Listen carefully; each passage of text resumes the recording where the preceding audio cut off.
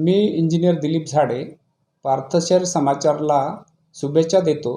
9 फेब्रुवारी 2021 रोजी मागच्या वर्षी पार्थशहर समाचारचे उद्घाटन झाले आणि मागच्या वर्षीपासून पार्थशहर समाचार जनमानसामध्ये अतिशय लोकप्रिय झाली आणि पार्थशहर समाचारच्या ज्या न्यूज आहे मी रेग्युलर बघत असतो आणि त्या बघितल्यानंतर मला असं वाटते की ह्या न्यूज खरोखरच एक सत्य परिस्थितीवर आधारित आपल्या जनमानसामध्ये त्या दाखवत असतात आणि अशा एका चांगल्या न्यूज चॅनलला मी एक अभिनंदन देतो की त्यांनी भविष्यात सुद्धा एक चांगलं सुंदर कार्य या माध्यमातून करावे अशा शुभेच्छा देतो. धन्यवाद.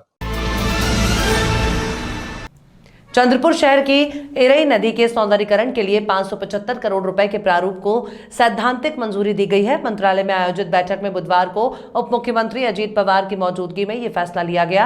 मदद और पुनर्वसन मंत्री और चंद्रपुर के पालक मंत्री विजय वडेट्टीवार भी मौजूद रहे.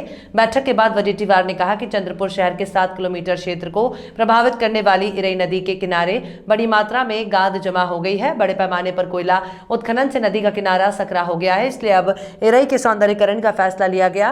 पहले चरण में नदी की सफाई, गहरीकरण और गाद निकालने का काम किया जाएगा. उन्होंने कहा कि इरई नदी के कामों के लिए राज्य आपदा मोचन कोष SDRF से निधि प्रदान की जाएगी. पालक मंत्री विजय वडेट्टीवार ने राज्य के उप मुख्यमंत्री अजीत पवार को बताया कि इरई नदी शहर से सटकर 7 किलोमीटर समांतर बहती है.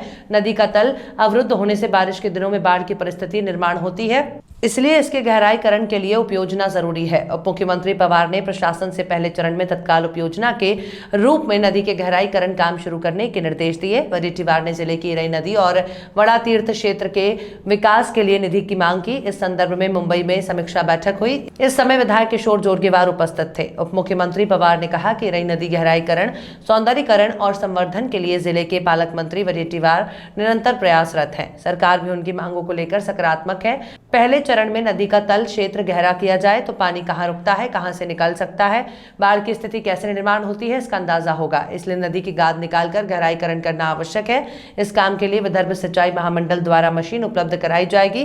जिला नियोजन समिति में डीजल के लिए निधि प्रावधान है, जिससे मशीन द्वारा काम की तत्काल शुरुआत होगी. अगले वर्ष इरई नदी के संवर्धन के लिए अतिरिक्त निधि उपलब्ध कराने का आश्वासन उन्होंने दिया. उल्लेखनीय है कि अभी 13 फरवरी को राज्य के पर्यावरण और पर्यटन मंत्री आदित्य ठाकरे ने चंद्रपुर दौरे पर इराई नदी जाकर भेंट दी थी और इराई नदी के उद्धार के लिए सभी संभव मदद का वादा किया था. ये उसी का नतीजा माना जा रहा है.